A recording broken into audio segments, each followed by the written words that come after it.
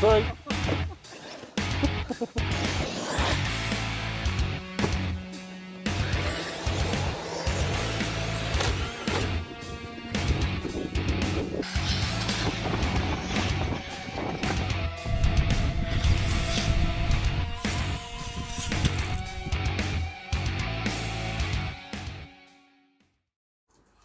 Hello and welcome back to Bournemouth RC. So tonight we're back. Been out of action for a little while, so those of you who follow me know why.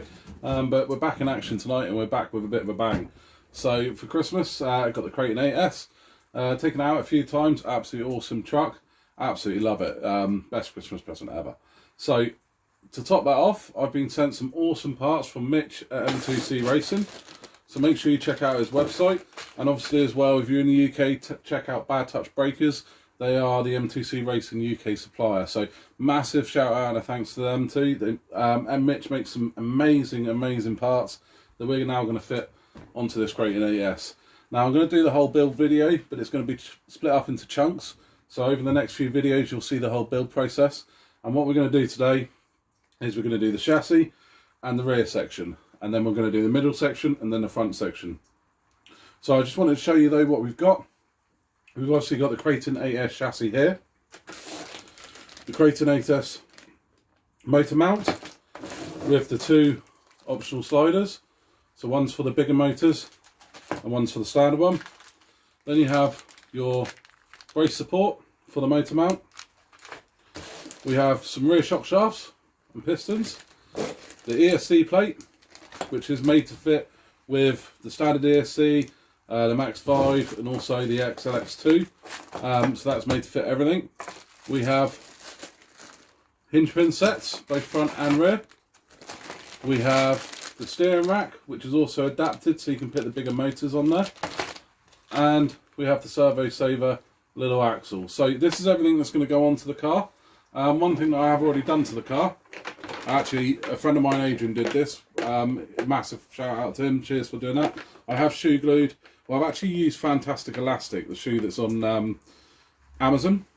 And also, around the edge here, you can see we put this edging tape there. Now, that is to stop the edges cracking and then ripping through the body. So that is now really nice and strong, so that's ready to go. So what I'm going to do now is set the camera up nice and high so you can see exactly what we're doing. And then I'm going to run through you how we're going to do it. The first thing we're going to do is set the chassis up with all the different supports and everything in there ready to go. Okay, so we've got everything out of the packet here. Then obviously we've got the chassis itself. Then we have your first support brace. Obviously it's got a front written at the front there, but the short end goes towards the front and all those holes will line up there. We then have the big support bar for the rear, which goes there, and the big support bar for the front. And then we have these two smaller side supports here. Make sure the rounded edge goes at the top, and they're going to go on there at the side. So the first thing we're going to do is get all these put together.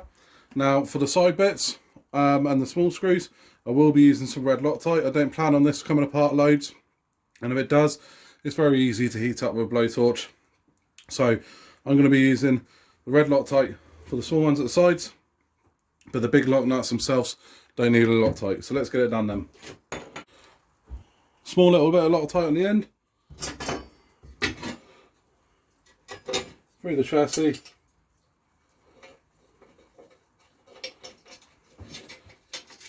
into the small brace, and then repeat.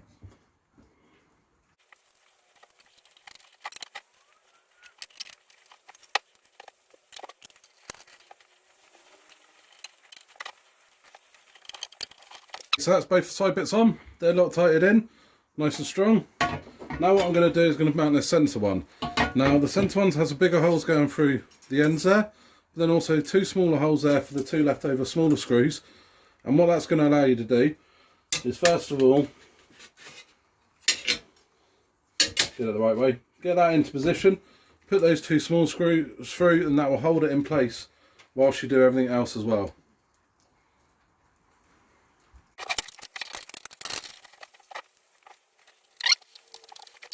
Now that's in place, time to put on the main braces.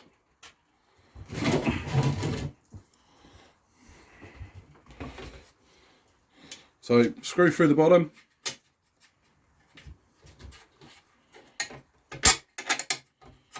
And through the top part. And then lock nut on top. Repeat all the way along, get them nice and tight.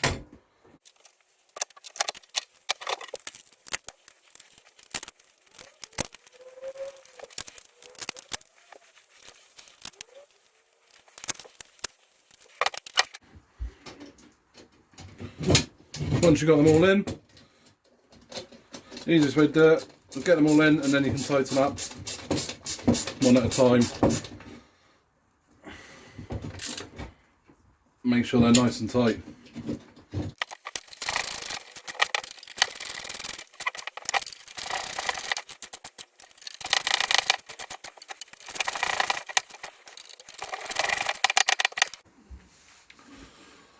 Okay, so at this point here then, you'll notice there's one hole through there that doesn't have a screw through it. That is for the motor mount, so you don't need to put one through there for the moment. So we've got all our support braces on. The front, the rear and the two centre ones, as well as the big one, main one. So now it's time to take the rear section off the other car, and then we'll put the hinge pin holders and stuff on before mounting it back to this car. Okay, so as I said before, I'm going to drop off this rear section here.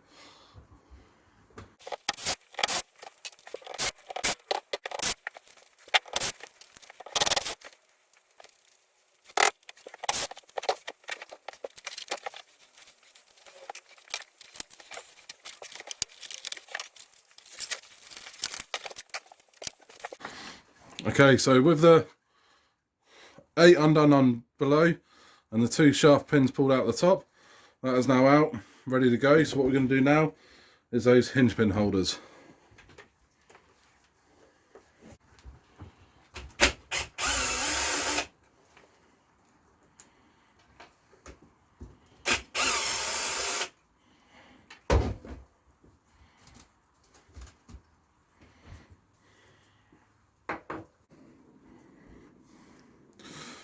So this one goes at the drive shaft side, the centre shaft side. It's got the little cutout for the chassis there.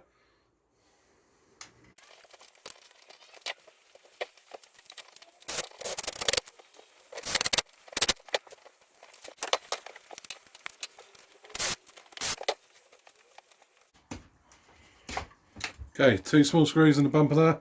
Allows you to take that off to get to the bigger ones below.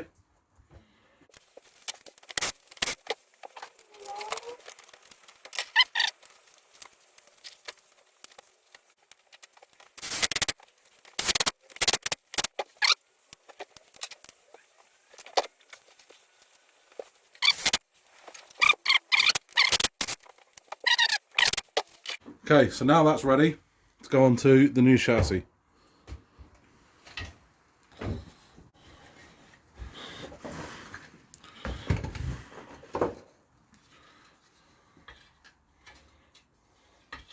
Slide it inside that bumper there.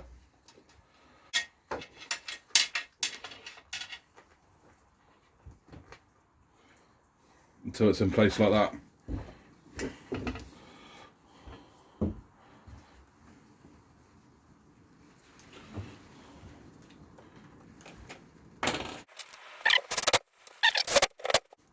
Now this is actually set quite low, guys. Don't go wrenching it with anyone you've got if you don't know if it's set low or not.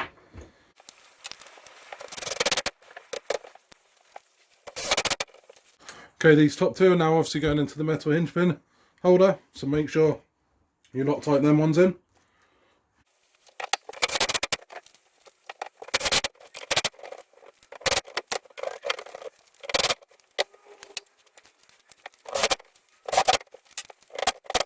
So there we are then. Chassis all made up, rear's all on with the new rear hinge pin holders. So what I'm going to do now is work my way towards the front. That'll be on the next video. So if you like the video and you want to see the rest of the build, please like and subscribe. Again, a massive shout out from Mitch at M2C Racing and Adrian at Bad Touch Breakers for getting this stuff over to me. So see you in the next video. Thank you very much.